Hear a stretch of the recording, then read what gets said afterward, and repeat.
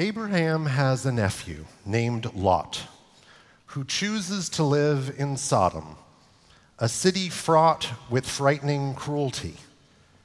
Why would Lot go there? And why would he remain? When do we stay in spaces or systems that could compromise our safety or our values? In the Torah portion this week, a mob of Sodomites attempt to sexually assault Lot's male visitors. While Christian thinkers such as Augustine and Thomas Aquinas could not distinguish between loving same-sex relationships and violent ones, and interpreted the sin of Sodom as homosexuality, our rabbinic tradition throughout the ages does not focus on male-male desire in this story. Instead, the sages draw on other verses from the Hebrew Bible, as well as midrashim about this famous city, and conclude that its chief sins were selfishness, xenophobia, and the violent treatment of others. Whereas Abraham models wealth shared generously, the book of Ezekiel writes, "Only this was the sin of your sister Sodom, arrogance. She and her daughters had plenty of bread and untroubled tranquility, yet she did not support the poor and the needy."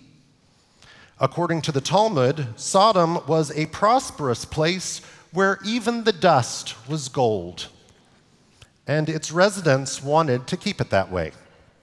"Why do we need travelers as they come only to divest us of our property?" they said. "Come, let us cause the proper treatment of travelers to be forgotten from our land." When newcomers in need entered the city, they received a coin bearing the name of a resident of Sodom. But then they were not permitted to purchase food with that money. When a newcomer inevitably died of starvation, the resident would come and take the coin back. This practice appears to have been a way to create a veneer of hospitality, lulling the impoverished into a false sense of security, gaining their favor before denying them their needs. The Talmud reports that the people of Sodom had beds on which they would lay visitors. When a guest was longer than the bed, they would cut him. And when a guest was shorter than the bed, they would stretch him. One size fits all in Sodom. And as Nechama Leibowitz, a contemporary commentator, has observed, the scariest part was that this behavior was not simply the work of individuals, but was, quote, clothed with a cloak of legality. The judges in court were named perpetual liar and perverter of justice. There's no attempt to mask who is presiding over this sinister system. So what's a member of Judaism's first family, like Lot, doing in a place like this? We got a clue last week when Abraham and Lot decided to part ways. When offered different options for where to live, Lot chose the fertile plain that led to Sodom.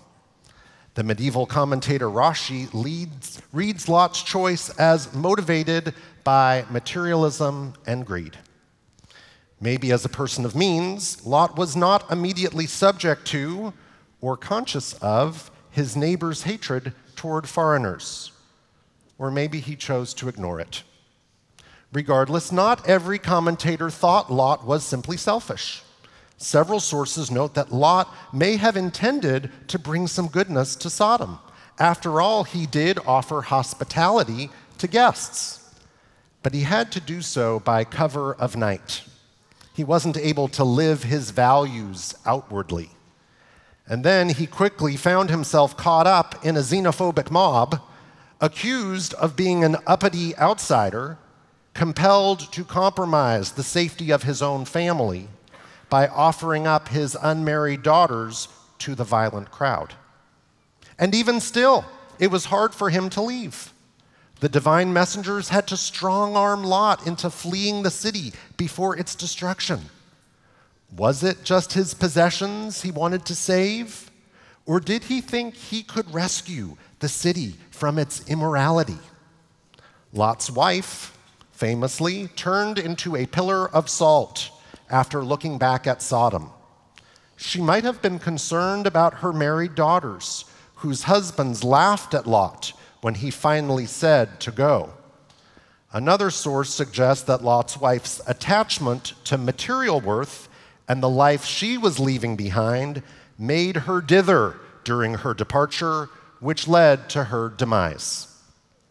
This tale raises all sorts of very hard questions, including in our personal sphere, in our professional sphere, in our public sphere.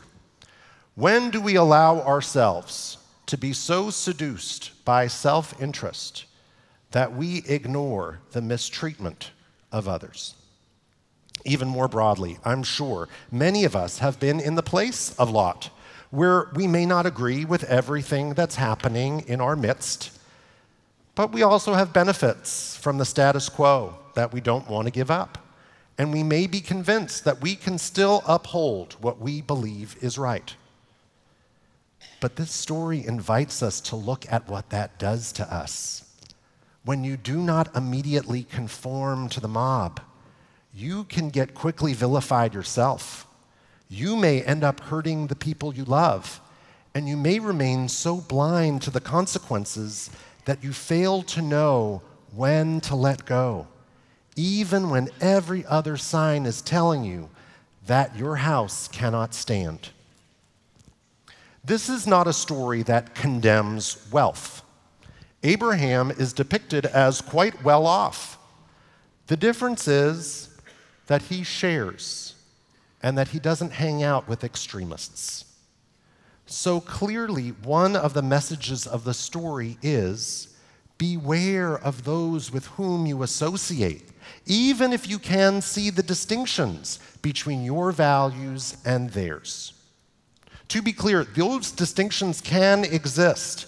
In the Torah portion, God doesn't immediately destroy Sodom, instead saying, I will go down to see whether they have acted altogether according to the outcry that has reached me.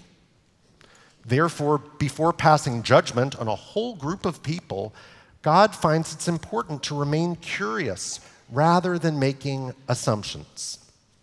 This is particularly notable since presumably God already knows everything and still makes the effort to pursue due process.